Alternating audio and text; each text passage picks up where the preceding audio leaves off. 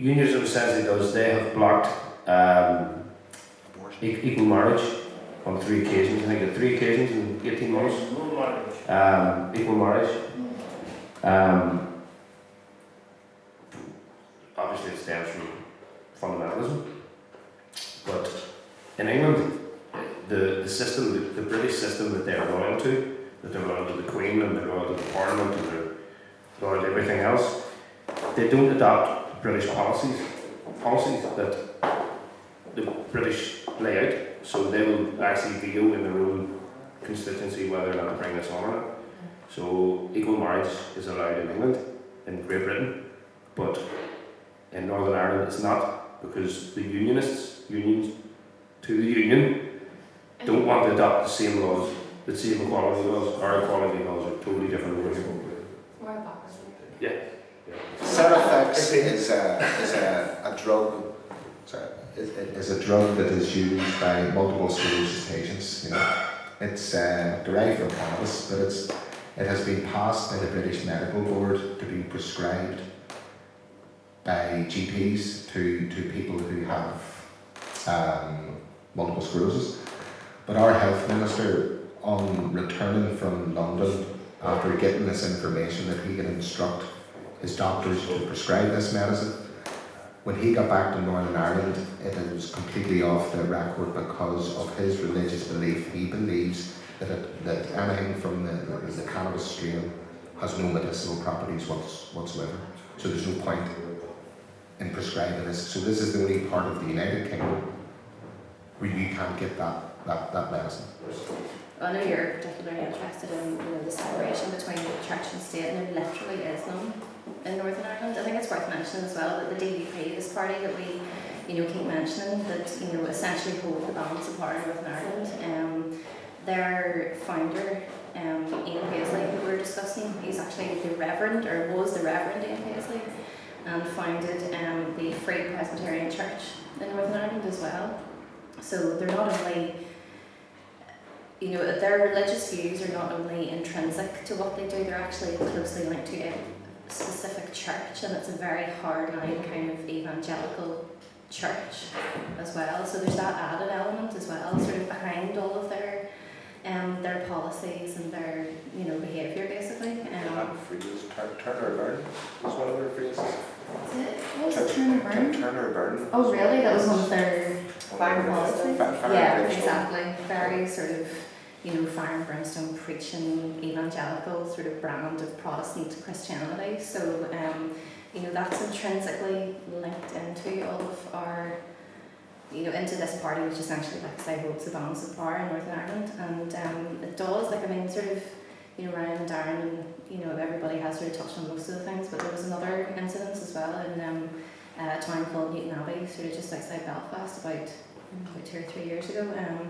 We had the Reduced Shakespeare Company, I believe they're an American company, came to Northern Ireland to put on a show. I can't remember the name of it now, it escapes me, but it was basically a satirical sort of comedy play about the Bible. And the council in this town banned it because they considered it to be blasphemous. And that was the sole reason for banning this play from coming to this town, was that it was blasphemous. And eventually the decision was reversed and it did come to the town, but it's just another example of how fundamentalist Christian values do sort of bleed into every sort of aspect of our life here.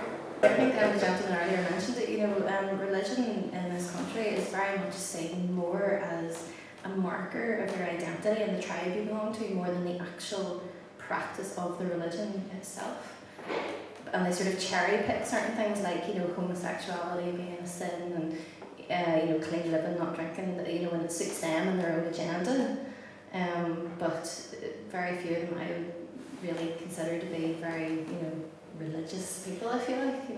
One of the previous speakers mentioned something about how you were supposed to, or you were expected to hate people because they were different. Well, how do you know? Well, that's it. Your eyes are closer.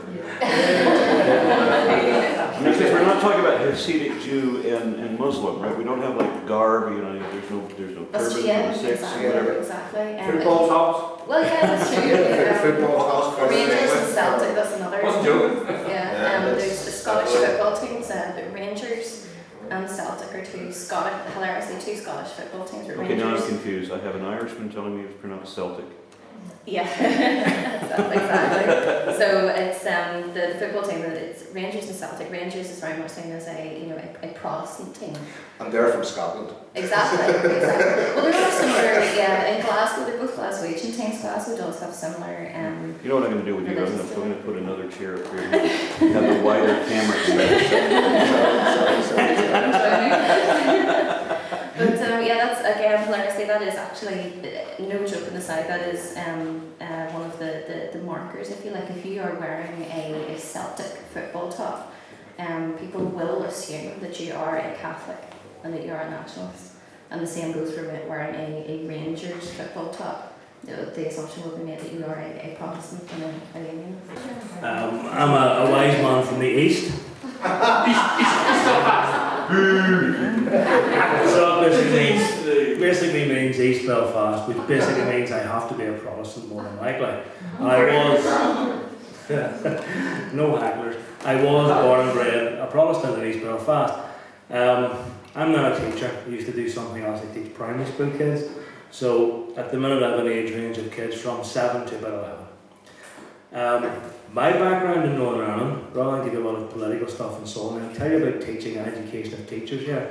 My background was Baptist Church. You know about the Gideon's organisation, Bible in every hotel room. When I was about 11 or 12 and went to secondary school, some people may have had the same experience. The Gideon's organisation would give you a Gideon's New Testament with Psalms. And at that stage in my life, I was the type of person who had the Gideon's New Testament with Psalms, which was coloured red, in the top pocket of my black blazer in school, ready to whip it out and witness, because that's where I'm coming from. Oh, totally. The Lord, He says this, and you better believe it. So I had a verse for every occasion. The handy thing about the Gideon's New Testament was it gave you a list of where to find help when. So if you were struggling, you could look at the appropriate verses. So I was that type of person, dyed-in-the-wool Protestant, evangelical Christian, used to go into the centre of Belfast and witness to people, tell them about God, and the ones we used to fear most were the Legion of Mary, because the Legion of Mary really knew their stuff, and you maybe walk away from it because they knew more than you. So that's kind of my background, and through a whole lot of different things, I ended up becoming a teacher, okay? The thing about teaching and the education of teachers in Norn Iron, it too is segregated, essentially. You've got two specific teacher training colleges here. One is St Mary's, and that takes the Roman Catholic teacher.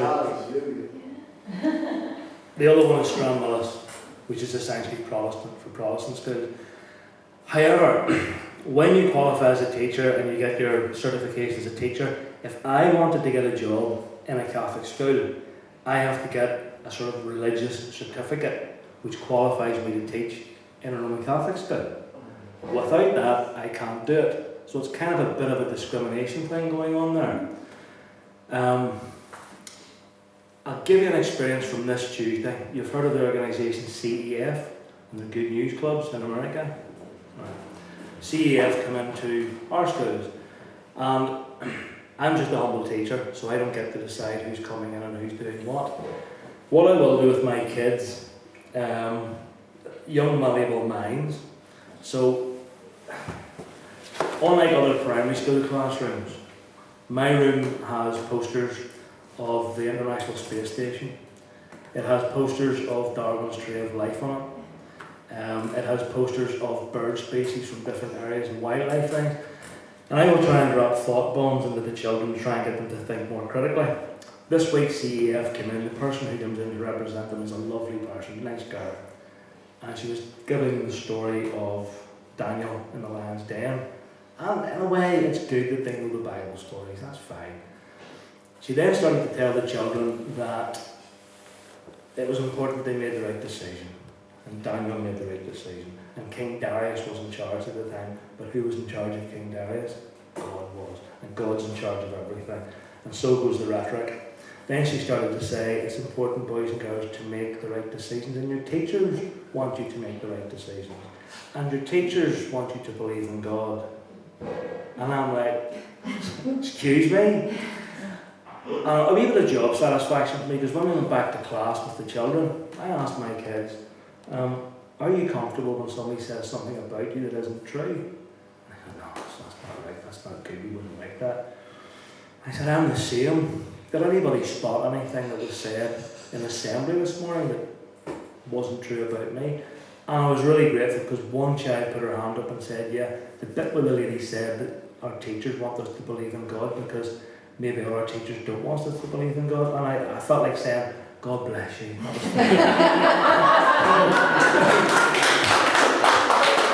It seemed to be working.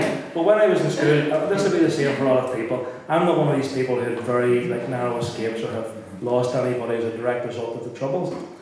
But when I was in secondary school, someone left a large box, like pallet-sized box, in the reception area of my school. The vice principal got a pallet truck and took it out and wheeled it onto the pitches away from the building. We were told that was a bomb. We piled round to see it and have a look at this bomb. Look at that, that's amazing. And that was normal. It wasn't like rum, it was normal. And in Belfast, when you went in to go shopping, you were searched. And people will probably remember, when you went from Belfast to Scotland on holiday, your mum would go into the shop and open her handbag because someone was going to look in it. Because that happened in Belfast growing up. To us it was completely normal. And that's what it was like growing up there. So hopefully that gives you a bit of insight into what things were like and the crazy things that became normal. You know, bombs going off in the centre of town, shooting, there's another one. You almost became, numbed to it. It's not normal at all. And at the same time, as others were saying, the Caleb Foundation, some people used to call them the Caliban, because in Northern Ireland it's a bit like that.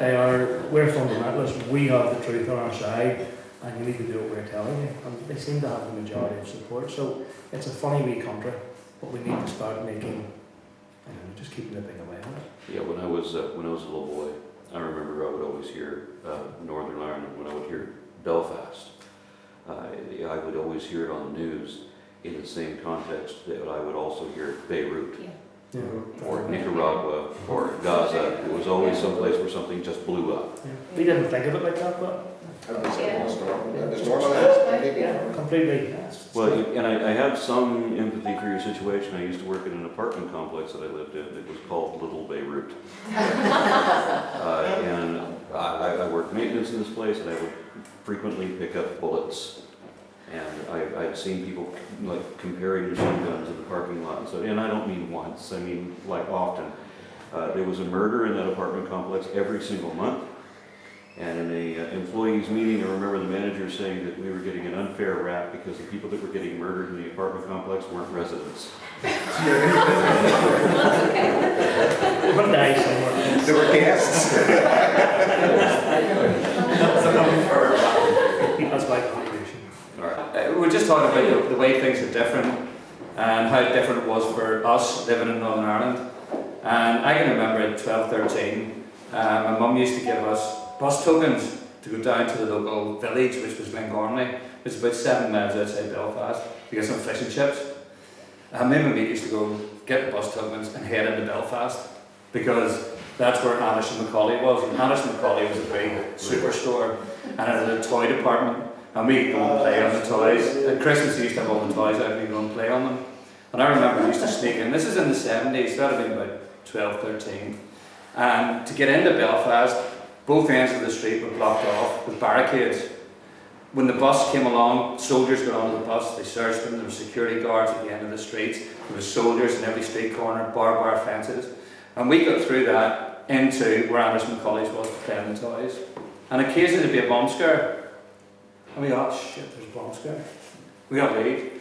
And I can remember the staff, I can remember being in there playing with the train sets, and the staff telling people, look, you got to go, and they're going, just a minute, people trying to buy stuff at the tills, and they're going, no, you got to go, there's a bomb scare. And we'd all go out, we'd all get down the street, we'd walk down to the Inner Road Avenue, and the police would cordon it off, and there'd be a car sitting, we'd go, boom! And then we'd go, okay, and we'd go back in again, and we'd all go back into Belfast, and up in, playing the toys again, and then back on, and tell our mums the face of tills were lovely. So, but just saying that it was normalised, it was totally normal for us. And it was totally normal for me growing up that I never knew very many Catholics. My dad had a Catholic friend, and they were both Baptist Protestants.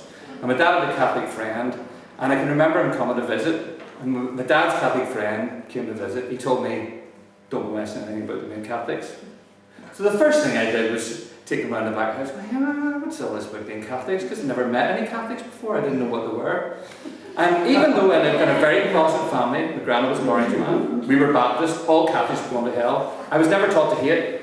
I was never taught that Catholics were bad people. I was just taught that they were going to hell because they believed the wrong religion.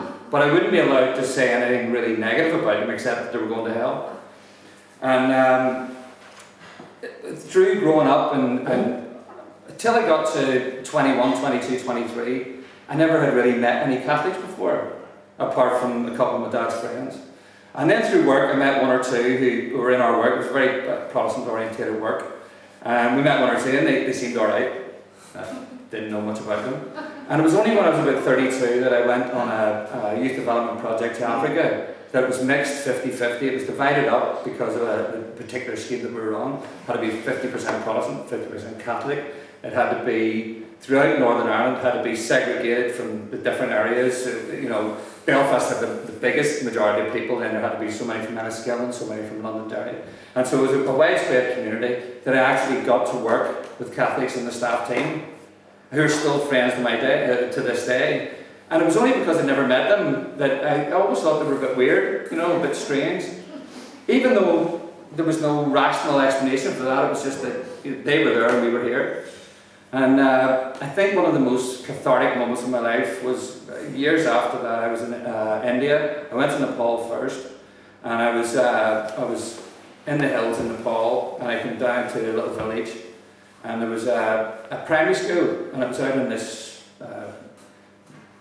piece of ground that was jutting out into the hills, and there was a primary school right in the end of it, and the kids were playing, and the kids sounded exactly like the primary school in Carmoney that I used to live next door to. And I realised that kids playing throughout the world sound exactly the same. No matter what language they speak, it's us that fucks them up. Nice story. Nice. Thank you.